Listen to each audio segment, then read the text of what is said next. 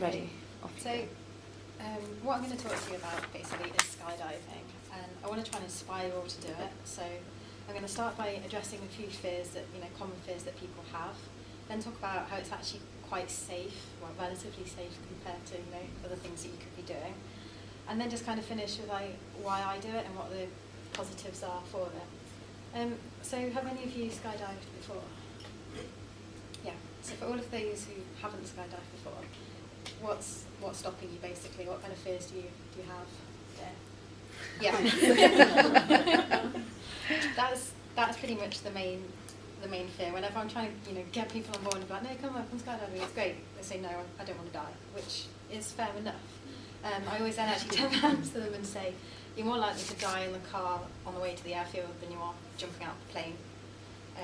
You're also actually 3 times more likely to die by getting hit on the head by a coconut. So when you think of it like that, it's not that likely. The thing is that you hear, in 2012, 50 odd people died skydiving worldwide. You hear about that because it's quite rare, so it tends to make the news. But to put that in perspective, one person died in a car crash in America every 13 minutes in 2012, but you don't get them reported on the news every single day. So it makes you kind of think that skydiving is much more dangerous, whereas actually, compared to the thing you do every day of driving, it's really not. The other couple of fears that people quite often say is that they've got a fear of heights. Basically, don't look down. If you stand in the door of a plane and you look out, you can't tell that you're high unless you look down and you can see the ground. And quite often you can't, you just see clouds. You actually just kind of see a massive stretch of sky and you can't tell that you're high. So if you just jump, it's fine. You've got no concept of how high you are, how low you are, how fast you're falling. Which leads on to the fear of falling. Have any of you ever sort of stuck your hand out of a car window, you're driving along, it's really hot and you do that? You know how you can feel the air that's sort of hitting you? That's the kind of feeling you get when you're skydiving. So it's actually it's quite a cushioning feeling. You don't feel like you're hitting the ground at 100 miles an hour. You just kind of feel that you're sort of just gently kind of sinking into a cushion almost. It's actually quite a nice feeling. So I'm going to move on now to some of the safety features that are involved in skydiving to hopefully just add to that reassuring, you're more likely to die by a coconut than you are skydiving. Training, you get an awful lot of ground training before you do a solo skydive. And this kind of covers, all kind of things about what do you do if your parachute goes a bit wrong, it's not open properly or anything like that. For a start, you do actually have 2 parachutes.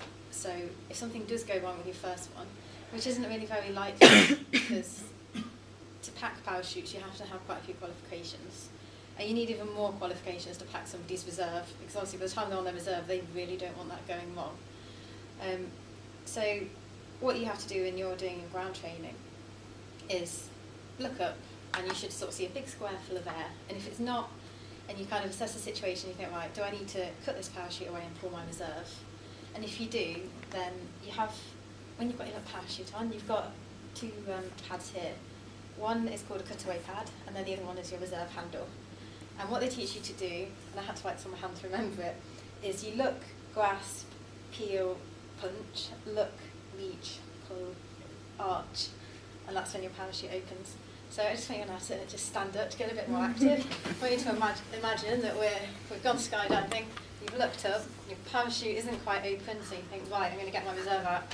So what you do is you look, reach, peel, punch, look, grasp, pull, and then arch. You see how simple that is? That's going to save your life, basically. It's that simple, and that's all you need to keep in your head. Just, or write it on your hand if you're like me. But obviously, don't do this when you're in the sky and you're just thinking, right, look, just pulling. Sorry, 1 minute left. Sorry. Okay, so I'm just going to finish now with why I skydive. One of the things that I get out of it actually is quite a sense of achievement, and it's quite good for self-growth. It is dangerous. I know I was just sort of shy to say, oh, it's not that bad, but if you do, one of the side effects really is death if you don't do everything properly. But when you actually do, there's a massive sense of achievement that you're doing something that's quite risky and that you're handling the situation really well. And it's also really good transferable skills, quick decision making like that. It's not working, how are you going to solve it? And one of the other reasons I do it is the views. I don't know if you ever enjoy like looking at the sunset or something like that, and it's stunning. Well, if you imagine when you're jumping out, you've got this like massive just bed of clouds which look really nice, soft and fluffy, 5 and just kind of seconds. bathed in sunlight, and it really is like a view that's worth jumping out of a plane for, just to see that alone. So please do have a go.